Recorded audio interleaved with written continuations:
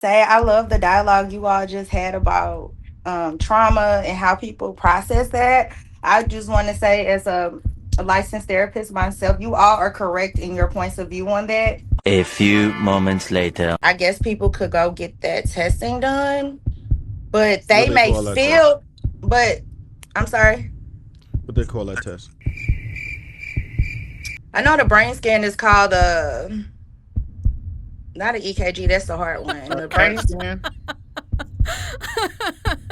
Are you yeah. talking? You talking about a test for your What's the one? emotions? The one where War, they with the dots? You talking about the Worcester test? The warrant? I can't say The the word. Rorschach test? Rorschach test. Is that what you're talking about? No. A I could brain look it up scan is a right now. CAT I scan. could look it up right now. I think trauma is subjective, right? There's like a lot of us that we feel like we've experienced trauma. Like if I took most people's shoes away and I told you that you're gonna have to walk a couple miles to go get water and you're only gonna eat once a day, and then you have to share that with your family, and then you explain that to people who they'd be like, "Damn, that must have been traumatic." But for some people, that's reality, right? That's the everyday experience. And I know a lot of people who serve. Maybe Willie could attest to this, but everyone who I know, they've always talked about like there'd be one person that it just kind of loved what they do, and a lot of things that people see and they come back. They have to. There's procedures they have to do to when you come back and everything else. But some people just really love it. They love the experience and every aspect of it. So but they've been through the same thing, same missions, side by side, and it's completely different perspectives. So, and when you consider the fact we're only using about 10% of our brain, I actually feel like if we were able to use a higher percentage, that our perception of trauma would be completely different. I think that some of us overthink trauma. I think that some things that we feel shouldn't be traumatic, but at the same time, we can't understand the different thresholds of it. We know we're all wired a little bit differently, but it's something to consider that the trauma is, in my opinion at least, absolutely subjective. It is subjective, and the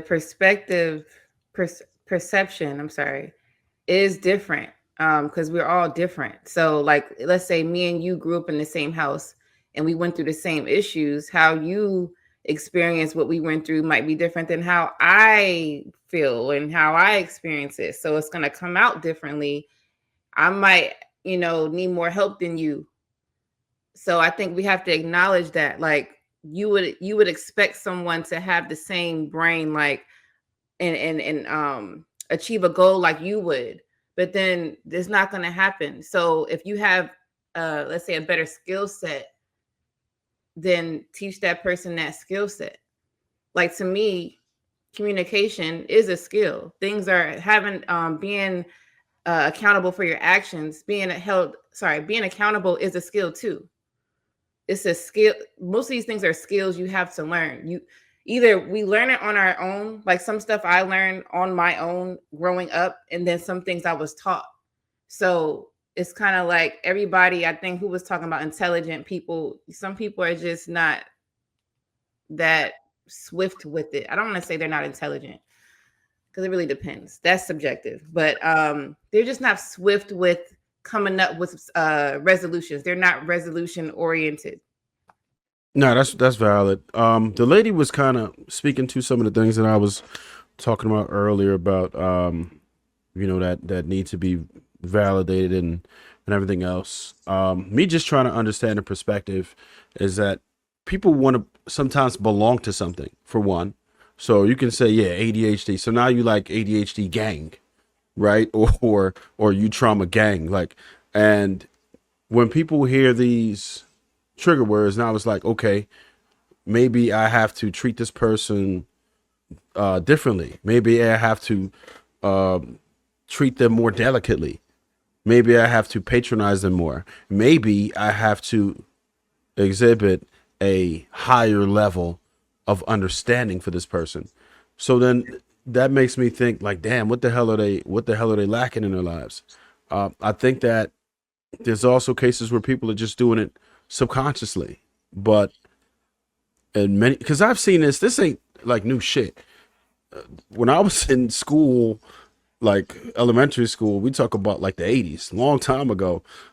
It was cats running around saying they had shit like asthma and all of that. And they didn't have no asthma.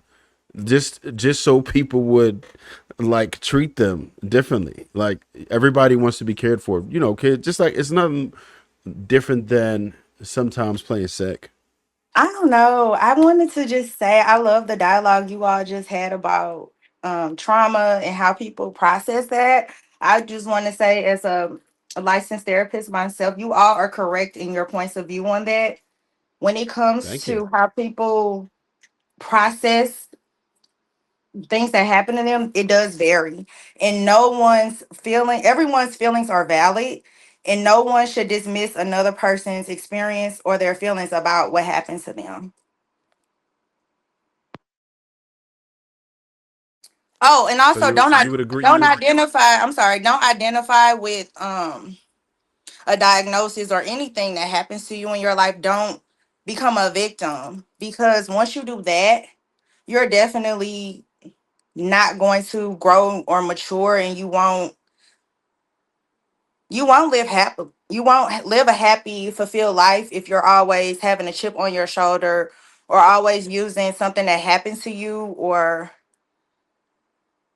maybe it could be a physical or a mental diagnosis. If you use that and identify with that as your personality, you make that your whole identity and your personality, then yeah, you won't have a fulfilled life. so Ray, real quick. What are your thoughts on trauma being subjective? Well, when it comes to physical trauma, that's not subjective. I mean, obviously, if you've had physical like brain trauma or No. I wasn't bodily talking about trauma. physical. No, not physical. We were talking, just like staying with the topic on the show. We was talking about like, mental trauma and things from people's past and stuff. There is a way. So when it comes to trauma, you can actually get there are ways that they can test you to see if there was actual damage done to your brain based off something that happened to you. I guess people could go get that testing done, but What they they may call that test? feel, but I'm sorry. What they call that test? I know the brain scan is called not an EKG, that's the hard one. The CAT brain, scan. Are you yeah, talking? You talking about a test for your what's the one? emotions? The one where War, they with the dots? You talking about the Worcester test? The warrant? I can't say The the word. Rorschach test? Rorschach test. Is that what you talking about? No. A I could brain look it up scan is a right now. CAT I scan. could look it up right now. The test you Oh, would take to It's a CTA I scan, No, didn't not a know. because we CAT talking scan. about. So we're not talking like. All right. So let's just say like some type of abuse, whether it be sexual or just something maybe not necessarily like a beating that you would be able to physically see, but just something mental. Like let's just say people starved you for years, or just verbal abuse for years. Or is there a way that people can test to see if you have that type of trauma?